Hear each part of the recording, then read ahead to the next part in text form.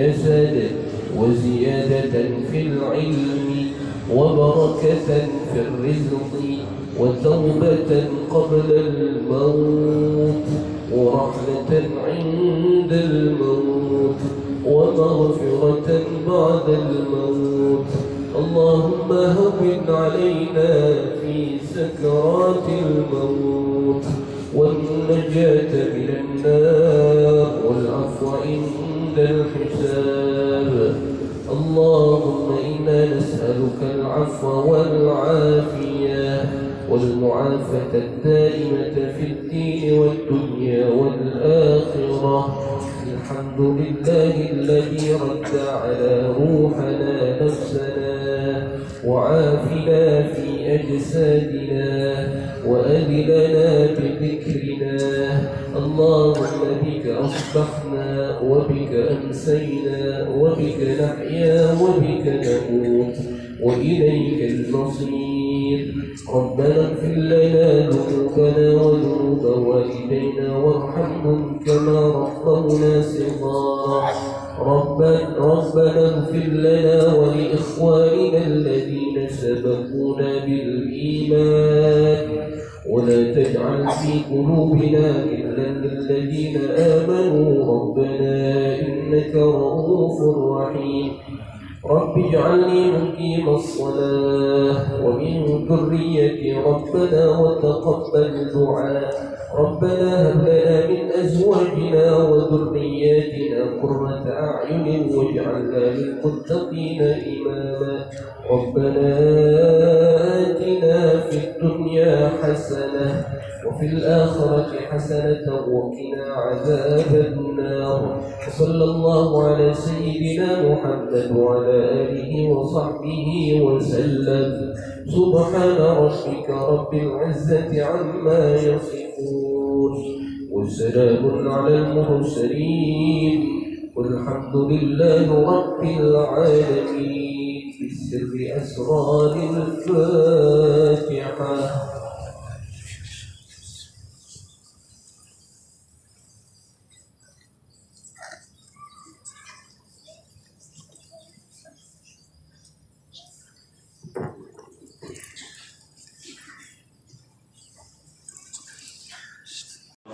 Assalamualaikum warahmatullahi wabarakatuh. Lillahi ta'ala al-Fatihah. A'udzu billahi minasy syaithanir rajim. Bismillahirrahmanirrahim. Alhamdulillahi rabbil alamin. Iyyaka na'budu wa iyyaka nasta'in. Shiratal mustaqim.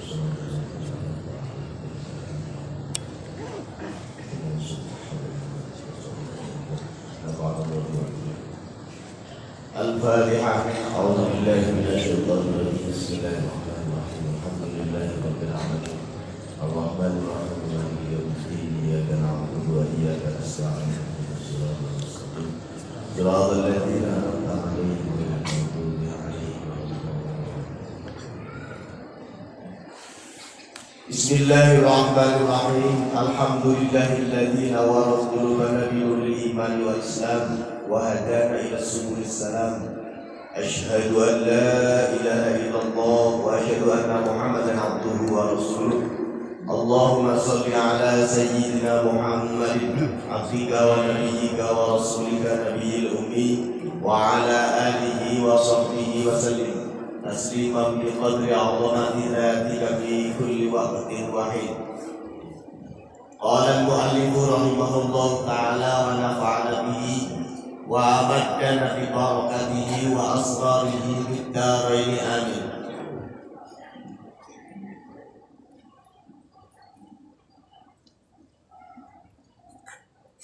Bismillahirrahmanirrahim. Wala tabul jeung ulah sakali-kali pipis anjeun fil ma'i raqidi dina cai anu cicing. Wa tahta syajarati jeung dina sahandapeun tangkal al-musmirati anu buahan. Wala fil hajari jeung ulah cicing ulah pipis fil hajari dina batu. Wahdar jeung sieun anjeun al-ardh dina taneuh asul bata anu keras. wa mahabarihi jeung tempat bertiupna angin. Bismillahirrahmanirrahim. Alhamdulillah, puji syukur kepada sekalian jamaah Al-Jabbar hafizakumullah wa ra'akum. Pada pagi hari ini kita bisa melanjutkan kembali kajian dalam kitab Muraqil Ubudiyah ini. Mudah-mudahan para sekalian senantiasa ada dalam kesehatan, sehat dohir wa batin, amin ya rabbal alamin. Bapak Ibu sekalian jamaah subuh hafizakumullah wa ra'akum, kita lanjutkan lagi kajian pada kitab ini bahwa diterangkan wala tabul ay wala tatahawwa aidon fil majir raqib, masih menerangkan tentang adab tata cara kita buang air besar atau buang air kecil. Dan ini merupakan adab yang harus kita perhatikan. Selanjutnya adalah wala tabul fil ma'ir raqib. Jangan sekali-kali kita itu kencing atau buang air besar di air yang menggenang yang tidak ada sirkulasinya. Jadi ini penting. Tidak boleh kita itu buang air kencing atau buang air besar BAB itu di tempat air tapi air yang menggenang, tidak ada sirkulasi airnya. Ini karena apa? Kalau dalam kitab yang lain diterangkan bahwa tempat air yang menggenang tidak ada sirkulasi air itu artinya tidak gemercik, tidak mengalir. Dalam kitab yang lain terangkan di situ tempatnya banyak makhluk-makhluk jin. Ya. Jadi makanya kalau kita itu mau masuk WC biasanya apa? Kita dianjurkan untuk DM dulu ya. ada itu di samping isyarah di dalam ada orang atau tidak, itu kita itu ngusir sebenarnya. Ngusir makhluk-makhluk yang tidak ya nanti mengganggu atau bahkan kita mengganggu makhluk itu. Saya masih teringat dulu waktu di pesantren oleh Pak Kiai dianjurkan, santri kalau habis kerja bakti kalau mau kencing jangan kamar mandi sebelah situ.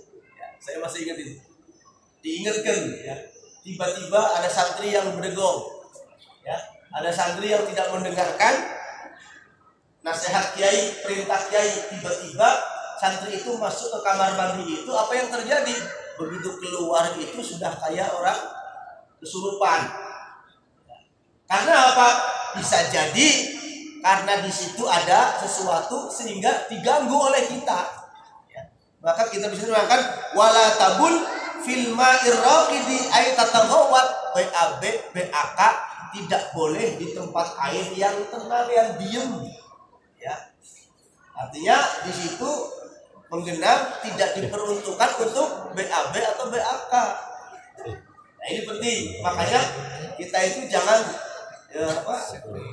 seenaknya saja. Ya.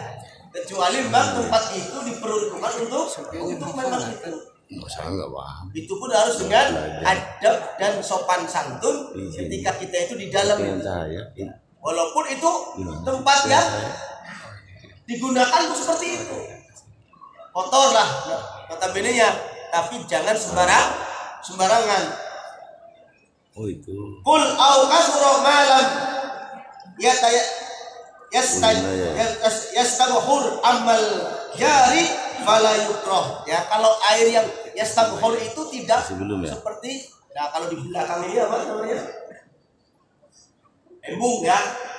Kalau itu kan ada sirkulasi masuknya, air masuk dari kali, keluar lagi ada pembuangannya, ya, itu masih bisa. Ya. Tapi kalau sedikit menggenang di situ buat kencing, buat BAB, maka itu sangat dilarang, tidak dianjurkan oleh syariat. Fala yukrahu, kalau airnya mengalir, fala yukrah, maka tidak dimakruhkan. Boleh. Makanya ada tempat yang memang dikhususkan untuk menjadi WC dan ada tempat sebenarnya bukan WC tapi banyak orang yang menggunakannya di situ. Itu kita lihat dulu. Orang di WC saja ada peraturannya, apalagi yang bukan disiapkan untuk WC. Kadang kita harus perhatian, walaupun masalah seperti ini diatur. Zalika fi kasali liqauli quwwatihi wa yahrumu dzalik fi musabbalin wa mawquf mutlaqan wa ma'un wa huwa waqifun fihi in aqalla at-tafsil innama huwa fil qadri haja fil ma'i naharan amma bil laili fayukrahu mutlaqan. Maka kita tidak boleh menggunakan tempat-tempat ya, di antaranya tempat untuk berhenti orang. Jadi masa tempat-tempat yang digunakan untuk beristirahat orang digunakan untuk BAB. Nah, makanya kalau kita kencing atau itu jangan sembarangan. Ya, biasanya yang seperti ini, mohon maaf, itu kebanyakan ya laki-laki. Karena laki-laki itu kan gampang. Ya. Sehingga karena gampangnya itu kadang ngegampangkan. Padahal kalau masalah kencing ini hati-hati. Dalam kitab Bulughul Maram diterangkan di sana, syarahnya juga ada, istanzihu huwa minal bauli fa inna amata adabil qabri minhu. Hendaknya engkau hati-hati terhadap air kencing karena kebanyakan siksaan kubur itu disebabkan karena air kencing. Karena ini dulu ketika Kanjeng Nabi itu melewati makom kuburan, tiba-tiba Kanjeng Nabi itu berhenti lalu mengatakan kepada sahabat, "Hei sahabat, kamu dengarkah dua kuburan itu? Dengarkan dua kuburan itu." Ternyata apa? Dua kuburan itu mu'adzaban, lagi disiksa penghuni kuburnya itu. Begitu di mu'adzaban, sahabat bertanya kepada Kanjeng Nabi, "Ya Rasul, kenapa penghuni dua kuburan itu disiksa dalam kuburnya?" Rasulullah menjawab, yang satu tukang adu domba, yang satu meremehkan air kencingnya. Jadi apa? Kencing sembarangan dan tidak cebok, apalagi tidak istibrok. Bapak ngerti istibrok? Istibrok itu mentuntaskan air kencing sebelum toharoh. Itu namanya istibrok. Mentuntaskan. Apakah laki-laki perempuan juga begitu? Sama. Harus istibrok. Maka kenapa syariat menganjurkan kalau kencing itu harus jongkok? Itu supaya apa? Supaya air kencingnya keluar semua. Karena orang yang jongkok, kandung kemihnya itu tertekan, ketika pipis langsung keluar semua. Tapi kalau berdiri itu dikhawatirkan tidak tuntas, bahkan lecet-lecet karena celana. Ini bahaya. Karena ada orang yang sholat tapi apa? Masih dalam keadaan najis. Nah, ini cara-caranya seperti itu. Karena fikih itu dianjurkan apalagi ketika mau ibadah. Makanya betul Pak, saya kemarin waktu pertemuan berapa saya sampaikan, orang yang punya ilmu fikih, ngaji kitab fikih, tapi tidak ngaji kitab akhlak tasawuf, maka ibadahnya itu sembarangan. Sembarangan. Ya, abang punya ilmu fikih, gampang. Sholat kok bisa dikodok, bisa dikosor jamak. Padahal apa? Berangkatnya pakai mobil sendiri, disupiran supir, perjalanannya lancar. Tapi apa ngomongnya apa begitu? Allahu Akbar, Allahu Akbar. Adzan zuhur misalkan, dia masih di jalan ngomongnya gampang, nanti dikosor jamak saja. Padahal apa? Berhenti rest area juga bisa, tinggal sholat zuhur, nanti lanjutkan lagi. Itu kalau perjalanannya tidak ada masyaqqah. Kan qashar dan jamak itu boleh melaksanakan qashar dan jamak apabila perjalanan jauh dan ada masyaqqah. Apa itu masyaqqah? Kesusahan. Sekarang kalau jalannya lancar, mobilnya enak disupirin orang, begitu azan pengennya qashar jamak, kayaknya terlalu, bahasa Sunda mah ogohan ya. Kalau bahasa Jawa itu aleman. Ya. Padahal bisa adaan. Ya. Gak usah qasran wa majmu'an. Ngeri kalau kita itu. Abang punya ilmu fikih tapi tidak punya ilmu akhlak tasawuf. Tapi kalau orang punya akhlak tasawuf tanpa ngaji fikih, sholatnya asa pang benerna, sholatnya asa pang solehnya, asa paling soleh gitu ya.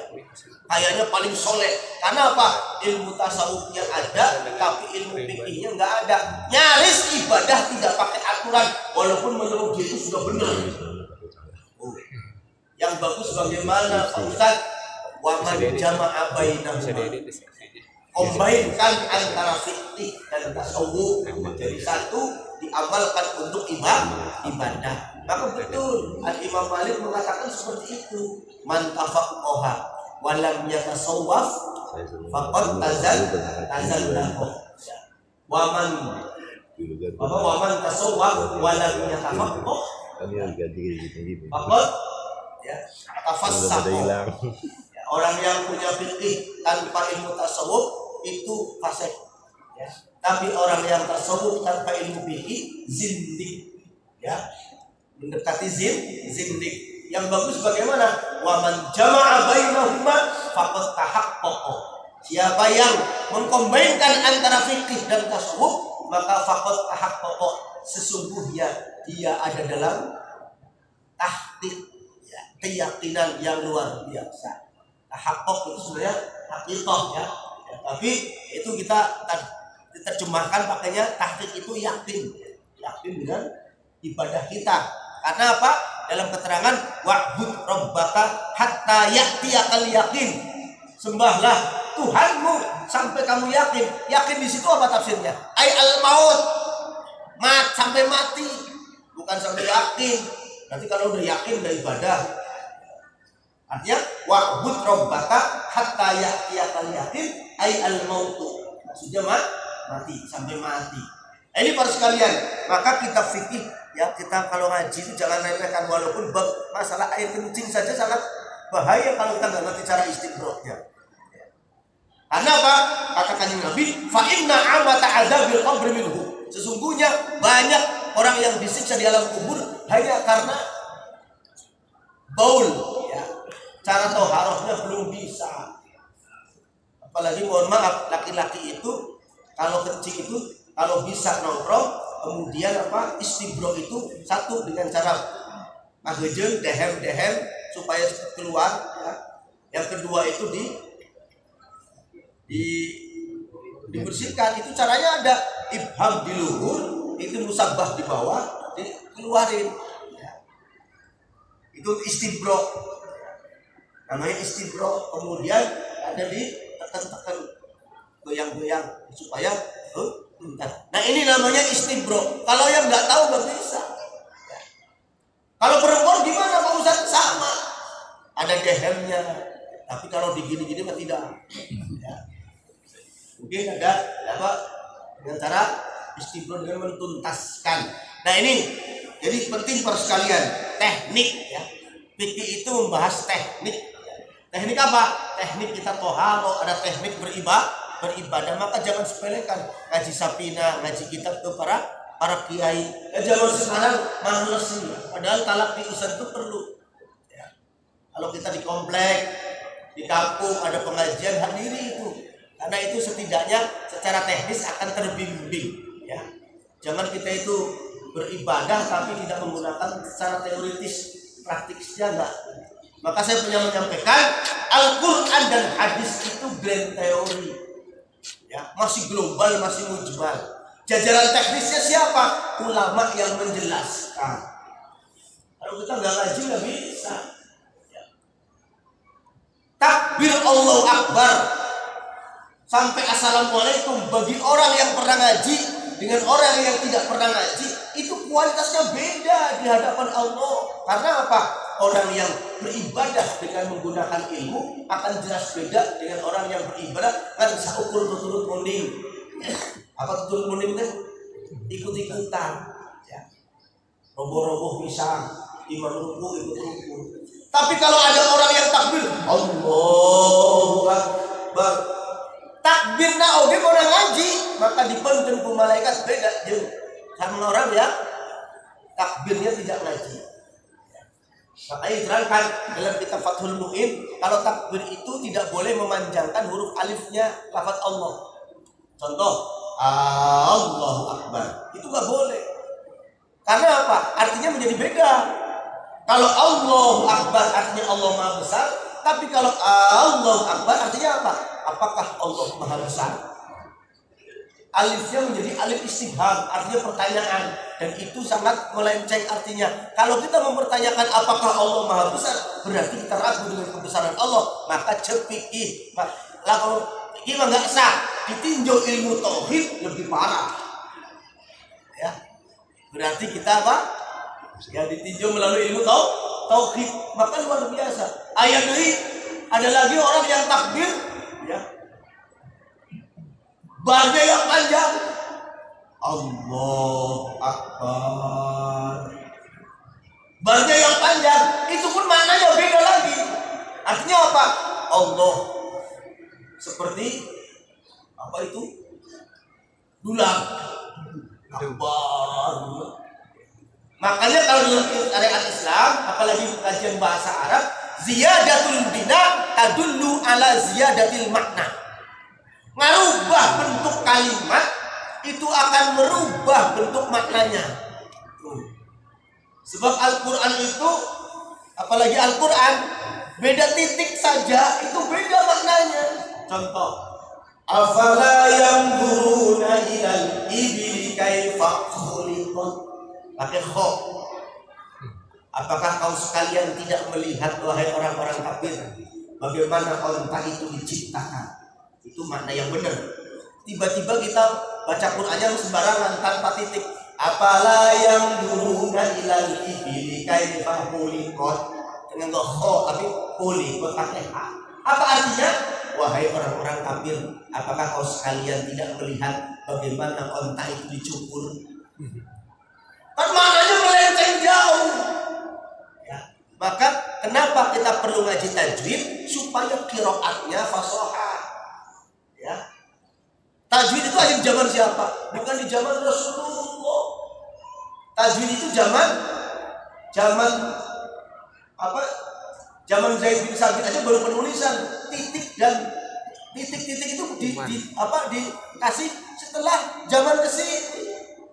Maka jangan kita itu sombong yang tidak ada di zaman Rasulullah, bid'ah, kafir. Kalau gitu semuanya definisinya seperti itu, rusak nanti. Rusak pemahaman syariat kita itu. Coba ilmu gramatikal bahasa Arab itu mulai kapan? Zaman Abu Aswad Ad-Du'ali. Ya, itu ketika itu anaknya itu salah menerjemah. Ada begitu melihat bintang di langit, dia mengucapkan begini, ma ahsanus sama. Ya. Nyebutnya apa? Ma ahsanus sama. Ya. Lalu orang tuanya menerjemah. Ya. Manakah yang paling indah di antara bintang-bintang itu? Padahal yang dikehendaki anaknya itu alangkah indahnya bintang-bintang itu. Lalu dikritik, oh kalau yang dikehendaki alangkah indahnya berarti bukan ma'ahsanus sama, tapi ma'ahsanas sama.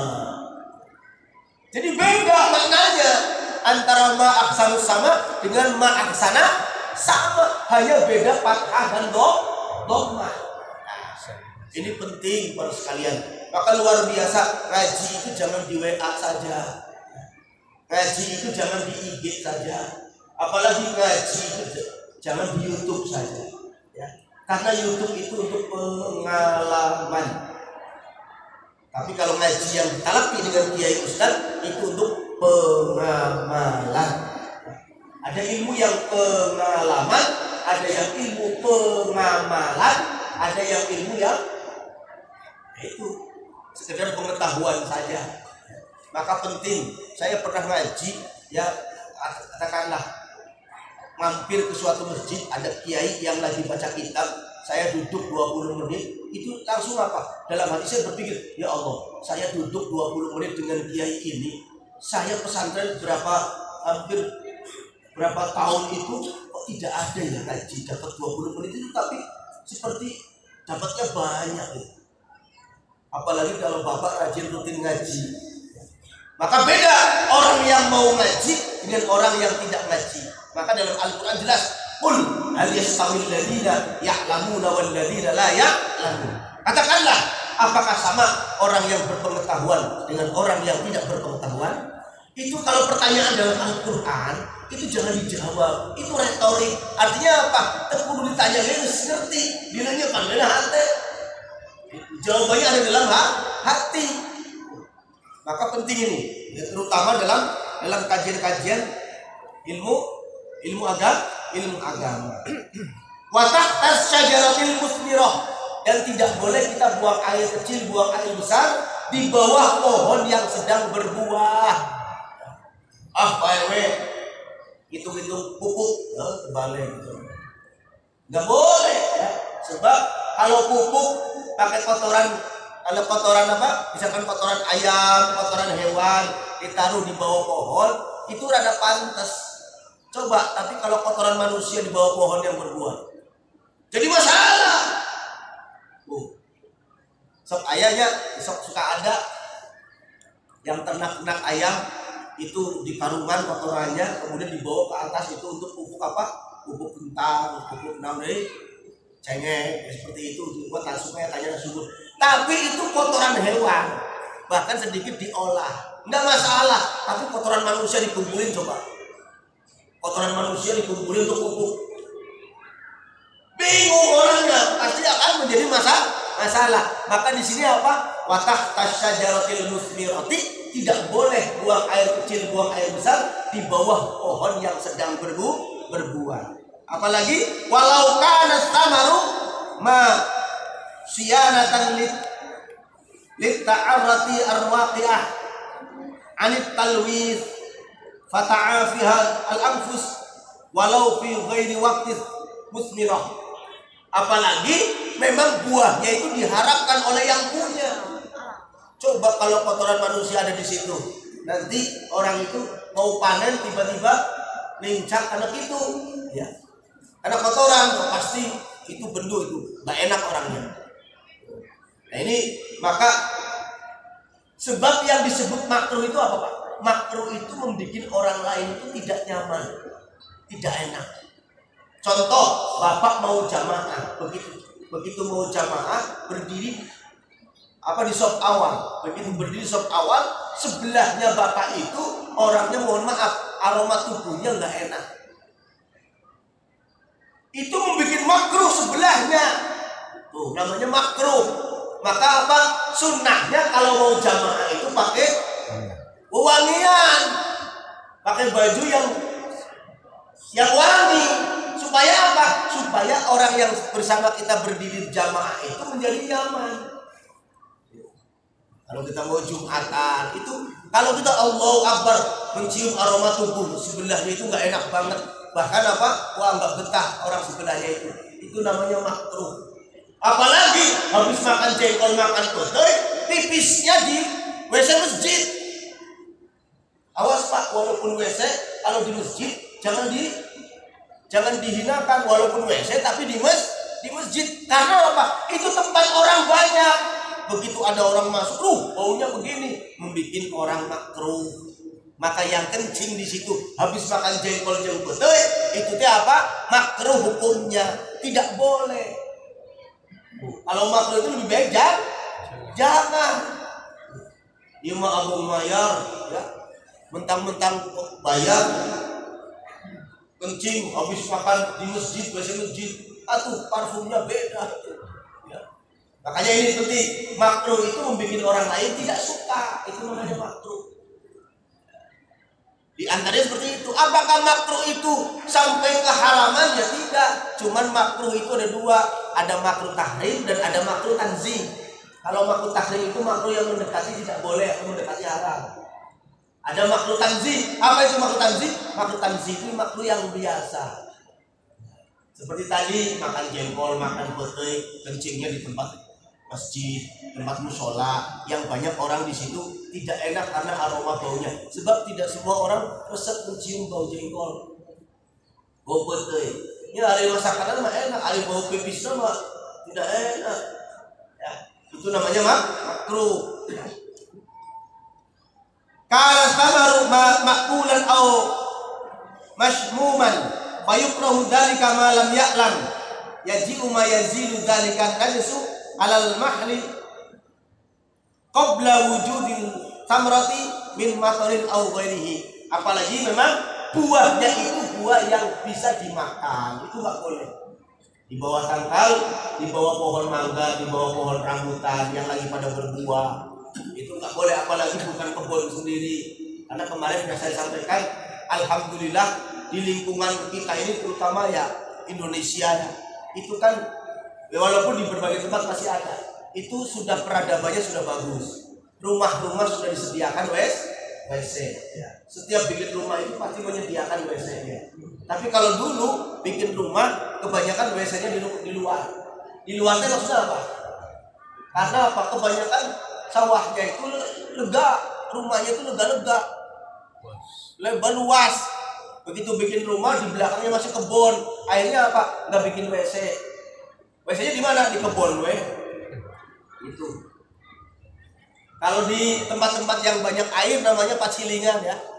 Pacilingan itu begitu plung disantap lauk itu pacilingan ya. Maka saya pernah trauma Pak ya. Di suguhan pais lauknya banyak misalnya 1 kilo hiji nah. Makan enak pakai pais lauk ya.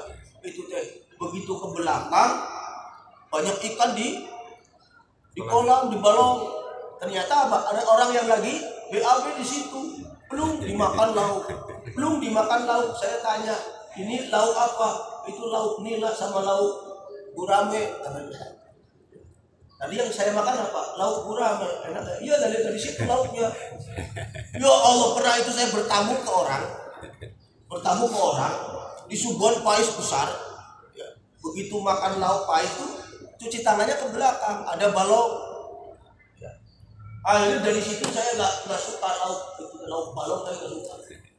Dari situ, mulai situ nggak suka lauk balong. Padahal kalau lauk yang dari balong yang padatnya pelet ya enak. Tapi karena trauma, ingatnya tahu permulukan kita.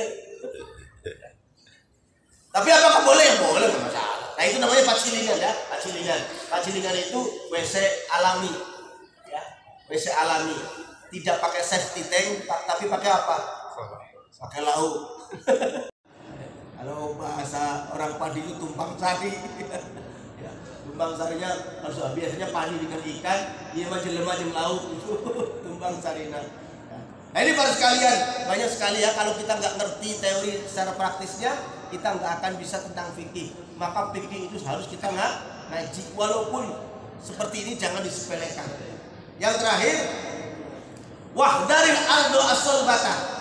Nah, hindari kalau kita pipis atau BAB atau BAK, hindari di tanah yang sangat keras. Ini.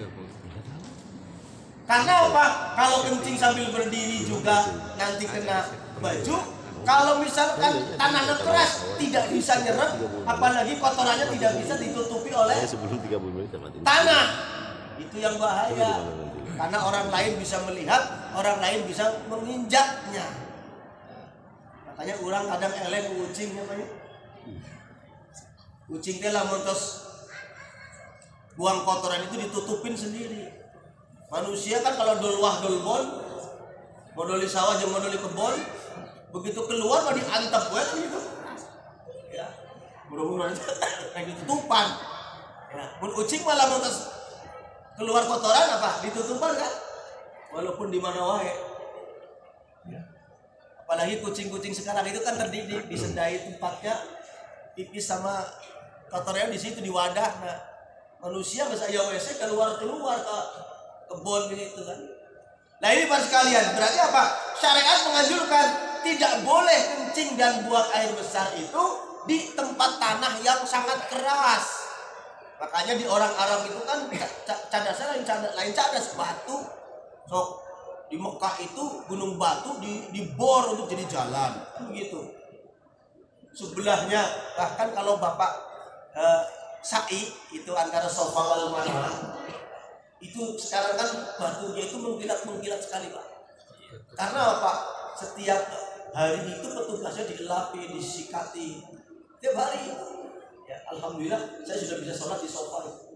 Walaupun diisi kita puaskan lah mau sholat kan ke Nanau, sholat menghadap sengaja saya sholat itu di bukit sofa, ya menghadap ke kiblat, ke Ka'bah. Karena di sana mah bukan mustaqbilan kiblat lagi, tapi mustaqbilan Ka'bah, ya. Bukan mustaqbilan kiblat lagi, tapi mustaqbilan Ka'bah. Nah, Ka'bah diharapkan, kan gitu. Ya. Saya sholat di sofa menghadap ke itu, askar gak berani ngusir karena lagi sholat, ya.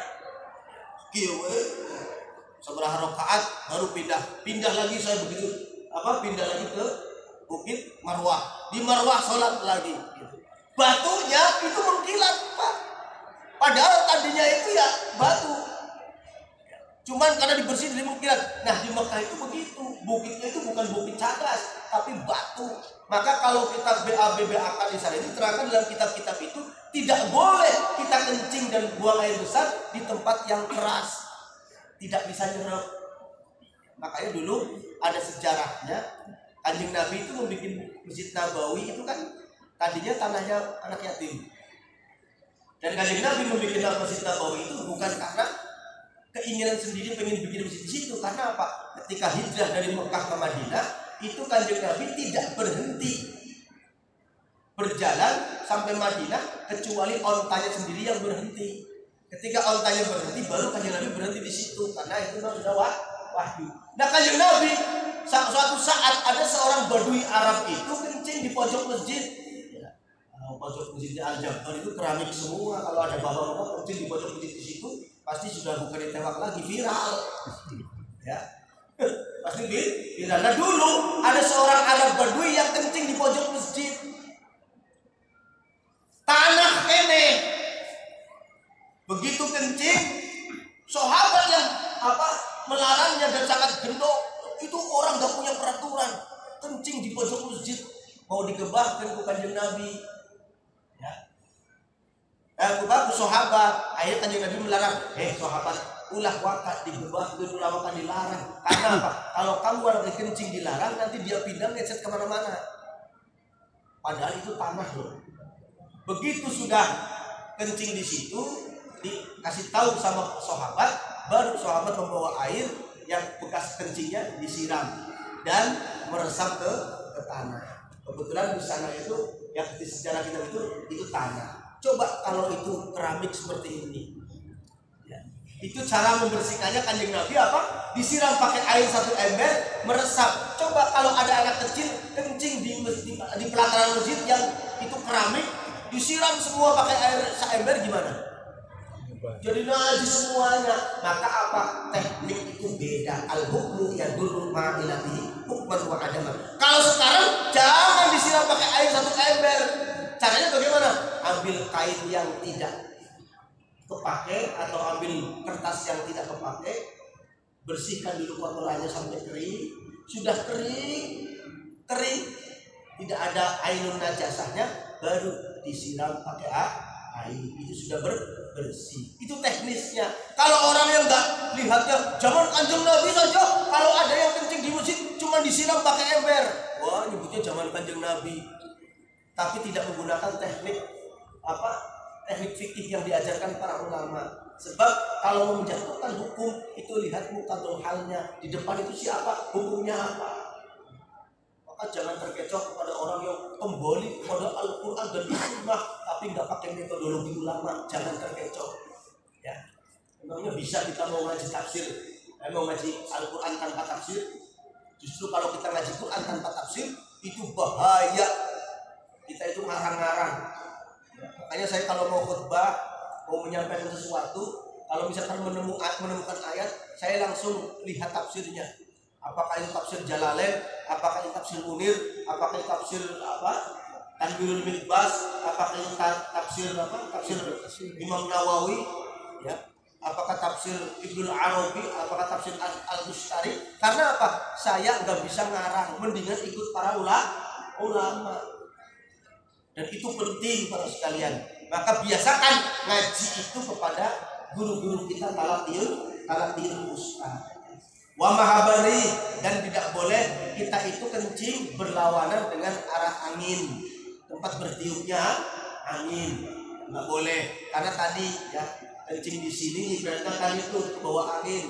Makanya dulu saya masih ingat waktu kecil itu bapak itu suka, karena dulu kan memang buang air kecil, buang air besarnya kan tidak di WC ya, tapi di tempat-tempat tertiup. Ya, itu kalau anak kecil dua itu, kalau lagi BAB jangan rendeng, jangan nempel duaan. Itu tujuannya apa? Supaya tidak ngobrol. Karena apa? Kalau BAB dan BAK itu nggak boleh dalam keadaan ngobrol. Ya, makanya anak kecil itu dipisahkan. Kalau kencing atau buang air besar jangan duaan, nongkrongnya duaan gitu, nggak boleh. Pindah kamu sebelah sana. Supaya apa? Supaya tidak ngobrol, dan itu adabnya orang BAB dan BAK. Demikian para sekalian ya. Pada pagi hari ini sedikit yang bisa dikaji.